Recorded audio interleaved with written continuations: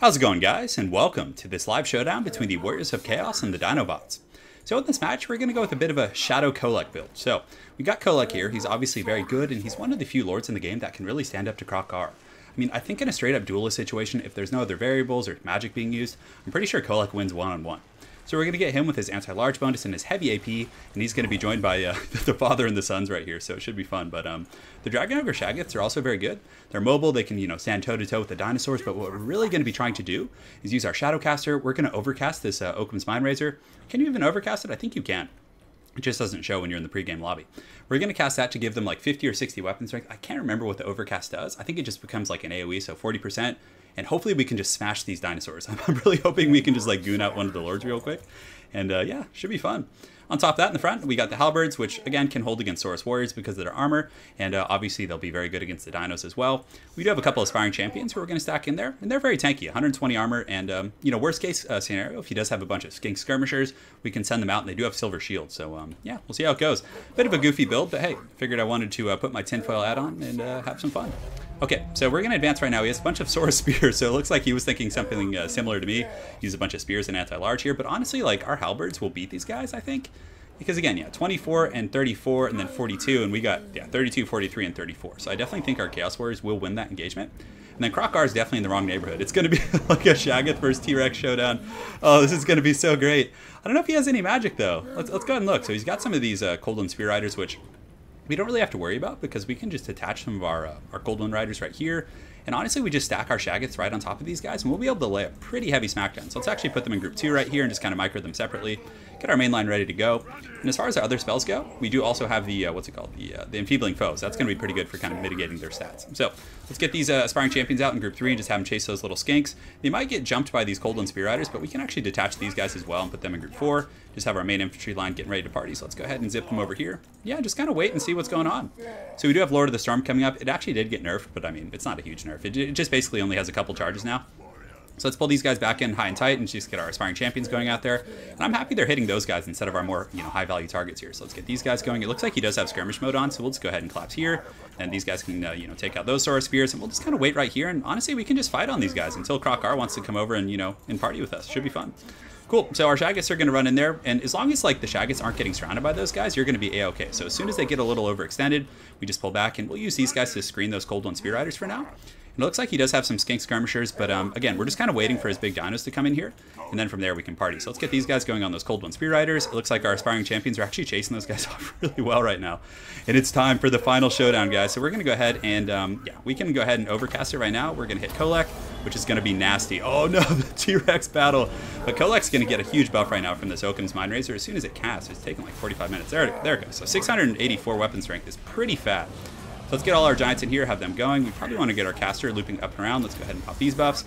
And let's pull these guys to kind of screen in here. And so far, so good. So let's grab some of these aspiring champs, have them go after those skink cohorts. And I think our big guys are, oh yeah, they're laying a whooping on Krokar right now. Not as much damage. Oh, I was about to say, not as much damage as I thought, George, but it's actually pretty good. So let's go ahead and lower his defensive stats with the Enfeebling Foe. And our aspiring champions over here are going to kind of peel after these skink cohorts. And our halberds are able to intercept those Coldland Spear Riders. And yeah, look at these guys just taking those skinks like champs. But man, Krokar's just getting dumpstered. Look at this damage. That is insane. So let's kind of keep chasing him. We don't want to take take our breaks off right now. We gotta go home and drive it home right now, guys. But he is probably going to goon my caster right now. But we've already gotten our money's worth. As long as we can kind of just lay down on Krokar right here and finish him off. Let's go ahead and cast the Lord of the Storm right there, which is going to be very nice. Our aspiring champions can keep chasing those guys, and it looks like Krokar is pretty much out of the picture. He does route our caster, but okay. So now we can turn and fight here. We can grab one of our Shaggoths here and have him chase Krokar off the battlefield, and that should be good. Look at these poor aspiring champions just being kited back and forth. But every moment that they're not being attacked, it's like I'm not having to worry about. Oh no, no, Jurassic Park's coming. Is he faster? Looks like the speed's pretty similar, but I think we got to chase Krokar off the battlefield. We can have Kolek and his buddy just kind of lay a smackdown on this other dinosaur in the meantime. And yeah, I think the battle's going well. The bounce power is starting to tip in my favor, so let's get these halberds over here and kind of pull them back. And yeah, we're going to be able to chase Krokar off. And even if he does come back, I'm pretty sure that Shaggoth could finish him off at this point. So let's go ahead and pop all these buffs right here and just kind of keep doing it. The Carnosaurs are getting a taste of their own medicine. I can't tell you how many games I've like had against Lizardmen where I just see like, you know, spamming Stegodon or priests on Stegodons and just all these big dinos, and it's so tough to deal with. So I think the Shaggoths do pretty well versus these guys, which is great. So our aspiring champs, let's go ahead and just make sure they're turned to, you know, about face there. And it looks like these guys have finally gotten their paws on those skinks. Halberd's on the far side, trading pretty evenly with those Saurus warriors. And yeah, our caster is pretty much offline. He's getting chased down by the skinks, but it's not a problem. As long as we get Krokar off the battlefield, nothing's going to be able to stop the Mountain God here. So let's go ahead and make sure they're focusing the right target. No, you need to stay on Krokar so he doesn't rally. And oh no, Krokar's rallied. Let's hope he can't beat that guy. That would be really unfortunate.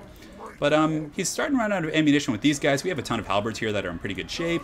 I would say this battle is definitely going in our favor. So come on, get over here, finish this stupid T-Rex. And yeah, Krokar's trying to run right now. And we might get our Shadowcaster back. I don't think the skinks can keep up with him on that horse. Looks like the other Carnosaur is pretty much offline. This one is going to be broken and shattered here in just a moment. So let's make sure the Shaggoth, and I wish they would just like, the AI gets like really distracted. You know, often we'll just go chasing. It'll attack the big target for a moment, but as soon as it attacks something else, like you have to retarget it like this. So it looks like Kolek's going to be putting up a, not Kolek, but this Dragon over Shaggoth. Wow, he actually took a ton of damage from this Krokar over here. So hopefully he doesn't lose. That'd be really unfortunate. So let's send the other Shaggoth over there maybe, or do we just, yeah, let's just send Kolek over and have him finish him off, and we can keep the Shaggoth in the main battle. We do have Lord of the Storm popping up here, so we can use it on this nice pocket of Saurus warriors, which should be very strong. And our aspiring champs here still just tanking this fire like champs. Yeah, well, no, that's, yeah, the pun was not intended there. Yeah, the pun was not intended. But man, this is a really close fight actually, man. Krokar is such a monster with Deadly Onslaught and, you know, all those different, what is it called? The Sacred Spawning. Oh, and down he goes to the Shaggoth. Oh my goodness, that was still hard, even though we had a pretty good counter. But I mean, honestly, I feel like that's a pretty decent build against them. Like, the one thing you would really have to watch out for this build would be the solar engines. Because, again, it's a bit of a turtle-style build. You're just sitting there, and if they have the solar engines to kind of really, like, poke you down and just work on your halberds, that would be really tough, and even to shoot at Kolek. But Kolek, you guys saw, Kolek plus that Shadowcaster, when I was able to get that overcasted Occam's Mindrazor on Kolek plus those two Shaggoths, I mean, their weapon strength just shot up so hard. And on top of that, one of the big things that makes Krokar so tanky is the Sacred Spawning of Zoda, which gives him like physical ward save, so it also imbues magic damage. So it's a bit of a kind of a dual-pronged threat there. But yeah, I don't know. I definitely think that the Feral Carnosaurs, like I see the direction he was going. He was expecting Shaggoths. That's why he brought Temple Guard. That's why he brought Saurus Spears. And also the Javelins are really good against Shaggoths, kind of poking them down. Even though they don't have the best AP, it still kind of adds up on big targets. And yeah, Golden Spear, he was definitely expecting the Shaggoths. And you can just see like the double Shaggoth, I mean, arguably it's a little bit cheesy, but again, you have to do that sometimes to take out the dinosaurs. They're just such a strong faction. But yeah, we were able to take out those Carnosaurs, and also these guys Rampage. They're not going to be as effective as the Shaggoths, but I think they're cheaper. I can't remember how much these guys cost. Is it like 14 or 1600? But yeah, probably a Saurus Scar veteran would have been a little bit better, and he also didn't bring a caster. I can see he was going really, you know, all in on the anti-Shaggoth build, but I think having a caster with, like, you know, Lord Beast for Wython's Wild Form, or, you know, even Heavens. Although Heavens probably wouldn't be as good against armor, because Wind Blast typically is more designed against lightly armored targets. But yeah, it's definitely a fun one. Very well played to my opponent, M. Goodwin 06. Hopefully you guys enjoyed that. That was basically like a King Kong versus Godzilla showdown. And also, guys, I have another question before we conclude. In terms of lore, who is older? Are the Dragon Ogres like an older species in the Warhammer universe, or are the Lizardmen? Like, because I know the Lizardmen are one of the most ancient races, but I think somewhere in lore I was like reading that Kolek was like, you know, like ancient beyond reckoning or something. I don't even know. I'd be curious to know. But again, well played to my opponent.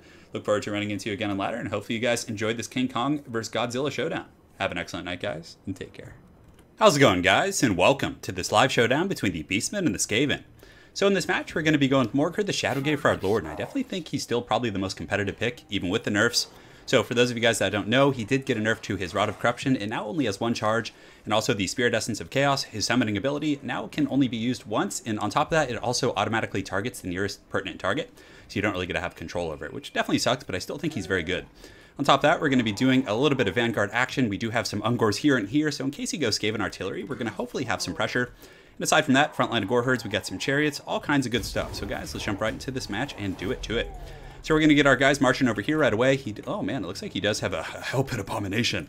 So definitely some spooky stuff going on. But the reason I also bring the Centaurs with the Great Weapons is in case he goes Doom Wheels, I want to have a little bit of AP. So we're going to try and snake around the back here. We do have some infantry support coming from the distance. And, you know, honestly, what does he have back here? Skaven Slaves. So yeah, our Ungors are actually a pretty good answer to that. Let's go ahead and keep running around the back, just kind of pressuring our opponent, and the Chariots are going to be very, very devastating. So let's go ahead, run them in here against these Plague Monks, and it looks like he might be backpedaling a little bit right here. Not sure. We do also have Lord of Shadows, Melkot's Mystifying Miasma, Enfeebling Foe, and the Pendulum. So Pendulum's really fun. It can help kind of buckle the front lines very aggressively. And yeah, it looks like he's kind of just posturing his defenses here, which is, yeah, totally fine. Once these Ungor Raiders get in here and kind of swarm on this target, we can probably really overrun it. So our chariots are, man, taking a ton of damage from those Warp Lightning cannons. So that definitely is not fun. So let's go ahead and get our whole front line kind of marching forward. We'll get everyone just kind of engaging here. And the chariots, I don't know if that was quite like the charge we wanted to, but it's okay. We'll endure, guys. We'll endure. So our Raiders are coming over here. We're going to get our Centaurs around the back and probably wait for a Pendulum for now. We do get the chariots out, so let's get them up and around and have them loop back in. And our Ungor Raiders are now going to engage. This should be pretty good. I think they'll perform well against Skaven troops. So let's swarm on these Rat Ogres. Now that his spears are like caught up by our Ungors over there, should be good. And we can also use Enfeebling Foe on these guys, which will lower their combat stats. And yeah, everything's going good. Want to make sure to focus our missiles. And oh man, that was a big mistake on my part. That Hell Pit Abomination is just doing work. So I don't know if he's watching right here. So let's go ahead and see if we can get a good Pendulum right there and just kind of crush it. And we can also pull these guys to flank right here. And that was okay. Yeah, it was a little bit ambitious, but you know what? It's working out fine. So this chariot can go over here and do its work. And we also do have this other group of chariots. I do not know why they ran all the way over there. That got a little bit hog wild. But let's go ahead and jump on that and just kind of force path. We do have enough for a Melkots as well. So Melkots isn't bad against these type of troops, although those are the summoned ones, so those probably a bit of a waste, but should be fine. Great, so we've gotten onto his artillery. The Hell Pit Abomination is definitely doing a little bit of work. We do have the Staff of Ruinous Corruption, so we can probably honestly summon that right here and just have them jump on Queek. Queek is a pretty strong duelist, but Hell Pits will be very helpful here. All right, cool. So our Raiders, we're going to scatter them in two directions, one here, and yeah, looks like everything's going pretty well in the back line. Let's go ahead and just collapse on the back of these Clan Rats right here, and our Chariots, man, doing some serious work in the back line. We should get another group of Chaos Spawn right here, and yes, now we have two groups, so that's going to be a ton of pressure on his Lord, and Morker can kind of just Netflix and chill for a bit. So our Raiders, how are they doing? They're back online, which is good. Let's get one shooting here, and the other one shooting at the Hell Pit Abomination. Morker, we probably just want to run through here, and it looks like he was able to get our caster, which is a little bit dicey, so yeah, good battle so far. The Chariots are able to kind of buckle this side of the battlefield, and he doesn't have much left other than his elite troops. So let's get this Chariot up and over here. Our Centaurs here are fighting in the main pocket, which we definitely need, and these ones are helping out against Rat Ogres, and those are mostly just Clan Rats and things like that. So let's go ahead and use the Enfeebling Foe, and we're going to cast that on that Hell Pit Abomination to mitigate some of its effectiveness. We have some guys coming back from route. Definitely want to grab those guys, and make sure to cast these leadership buffs. Of course, definitely helpful for the Beastmen. But I think that's a Plague Furnace. That's actually going to be pretty tough to take down, but it looks like the Hell Pit is finally starting to get worn down. We're going to use our caster over here, and we can actually use the Melkot's Mystifying Miasma on these Clan Rats, which will, you know, help buckle them pretty well. So let's actually pull back our cav. I think we have enough Raiders and kind of fodder units here to do their thing, and our Chariot is just riding dirty. He ain't going to get it for free. And let's get these guys to swarm in the Hell Pit Abomination. And Morker and company seem to be doing pretty well. The Chaos Spawn have taken a ton of damage, but, you know, that's pretty much to be expected. So, all right, great. So this Chariot, we want to get it slamming back into here. Let's get these guys here, and let's also get this Chariot in the back line. Use the Sacrificial Dagger. And just kind of take an overarching look at everything. So these Hounds, you guys need to get in there and do the business. But the bounce power is starting to teeter in our favor. The mighty Beastmen hordes are going to be overrunning the Skaven shortly, hopefully. But let's keep focusing down his Lord. That's definitely going to be very important. The Hell Pit Abomination is getting taken down by the Raiders. And it's always worth bringing Raiders. I mean, even though Beastmen aren't particularly known for their, you know, missile units, like if I hadn't brought the Raiders, this Hell Pit Abomination would have just been running rampant and just doing as it pleases against us. So we'll keep working on Queek here. Go ahead and pop leadership. And I think we do have some support here. Yeah, we have some other Gores and things like that. We'll keep kind of focusing this guy down, and yeah, we can probably just switch our targets right now. And what you want to do is, like, when you have a big, powerful unit routing, you don't want to be chasing it with a blob. Just grab a couple units and have them chase that guy down. Looks like our horde over here is in pretty good shape, so let's cross over here and see if we can get a little bit of tricky shadow magic, and we'll probably just use Enfeebling Foe on this guy, which is going to lower his stats. Not that it matters, his stats are the best in the first place, but looks like Queek is finally broken. So I wonder how many kills our Chariots have. So this one has 34, but again, it did some pretty good disruption, and, you know, was the ire of a lot of his focus. He was, you know, kind of going after it pretty hard. So let's get our Shadowcaster in here and go after this Plague Priest. It looks like our Hounds are going to be able to feast on this Hell Pit Abomination, and most of our Raiders and everyone are having a jolly time here. So yeah, I still think Morker is definitely the optimal pick. I mean, two groups of Chaos Spawn is 2,000 gold worth of resources, whereas Kazrak I still think is the other viable pick. I'm not a huge fan of Malagor the Dark Omen. He does have some nice kind of, you know, buffs for your army, but I don't know, I'm not a huge fan of him. I feel like he can get cheesed out really quickly. But Morker has regeneration. He's a decent combatant. He also applies poison, so you guys saw he stood up to Queek pretty well. And the Chaos Spawn were one of the main reasons I was able to kind of hold that frontline engagement, so I think that really did work out pretty well. The Gore Herds in the front line, I like these guys quite a bit. They do really well against lightly armored targets, and these guys can honestly beat Foot Squires from Bretonnia one-on-one, so they're like a really, really good unit while their Frenzy's active. Ungor Raiders are a must against Skaven, I think. They can deal with Rat Ogres, they can deal with Hell Pit Abominations, they give you utility, they have stock, so you don't really have to worry about them being discovered early on. And this is one of my favorite synergies, getting the Centaurs with a group of Hounds and just having like two groups kind of roaming. These guys are so powerful, and they can honestly beat Cav that are like far more powerful than them on paper with the poison supplement. And of course, Shadows isn't bad either, because if he had like Chaos Knights or, you know, let's say some elite Cav, you can drop the Melkoth's Mystifying Miasma, which does really good damage against those type of units, and you can also drop the Enfeebling Foe, which is going to be just super powerful. It lowers their melee attack and melee defense pretty substantially and makes the engagement pretty good for you. I also think Chariots are a good tool against Skaven. Skaven infantry, like Plague Monks and things like that, are very susceptible to shock damage from the Razorgore Chariots. So I think that's a good inclusion. He did have a decent counter with the Rat Ogres as well as the Warp Lightning Cannon. And also my Micro wasn't the best, but look at the damage this other Bray Shaman got on his Chariot. I mean, that's really good. And, you know, he had high-tier infantry by Skaven standards. He had Plague Monks and things like that, but no Sensor Bears or Storm Vermin. But I think it worked out pretty well. As far as his build goes, Queek and looks like he had a Plague Priest on a Plague Furnace. Honestly, it's pretty good. Queek's durable. He's hard to kill. And then you're getting your Lore Plague for the Pestilent Summons and all that Blessed with Filth and all those other goodies. The Plague Monks, I actually do like them here. I think they're pretty good in this matchup. The Sensor Bears are probably a little bit too expensive and too squishy to have them fight against Gore Herds. So I think Plague Monks are the way to go. Maybe mix in 1 or 2 Stormvermin with Halberds. So what I would probably recommend is, and you know what, I know you guys kind of like this. So let's actually go ahead to the main lobby here. So we're going to go back. We're going to go to custom battles right here. So if I were playing Skaven against Beastmen, let's see. Let's do a little theory crafting. You know what? I actually haven't done this build, but honestly, I think that Lord Skrulk is too optimal of a pick. The Plague Furnace isn't bad, but I'll get these abilities here. Probably don't need Wither. Vermintide's really good. Just cut these down. Vermintide is good for just kind of mucking things up. Although honestly, in this matchup, maybe you want to go with the Pestilent Birth, because Plague Monks are really good against Gores and things like that. You get both these items. On top of that, I still think the Mortis Engine effect from the Warlock Engineer is good. Maybe. He does give you a little bit of AP, so if they do decide to go Bestigors, it gives you some countermeasures. You don't need Howling Warp Gale, so you probably are honestly just bringing him as a Mortis Engine, but that feels a little bit kind of wasteful. But he's so cheap. Like, you just get him for, like, what is he, like 500 here, and then maybe you can throw in, like, a Howling Warp Gale would stop Harpies, maybe Warp Lightning here, just in case you get a little bit of more extra AoE. So we get a front line of Plague Monks like this. I do like the Rat Ogre pick. I definitely, the Hellpit Abomination seems nice on paper, but the Warp Lightning Cannon was definitely a menace. Let's get a couple Stormburn with Halberds. One of them can protect the Warp Lightning Cannon. And, you know, the problem was he was defending his cannon with Clan Rat Slaves, and I was able to overrun them pretty efficiently with my you know, Ungors who were actually flanking, and I actually think that's a really strong tactic. A couple Assassins, you know, the Lords like Morker. If Morker's getting attacked by, like, a pair of Assassins, but, yeah, that's right, you can only have 3 heroes. So, you know, maybe we cut the Warlock Engineer, but the Mortis Engine is so nice in the front line. So we get that, we get Rivalhide Talisman. So these two together, like, they'll destroy Morker, like, really, really quickly. He'll get contaminated, his leadership will go down, trophy heads will lower his stats. It's going to be really good. So on top of that, I think one of these Poison Wind Gladiators for the anti-large, just against Gorbals and other large threats and Chaos Spawn and all kinds of stuff is good. Gutter Runners, I don't know. I feel like Beastmen have the mobility to chase them down.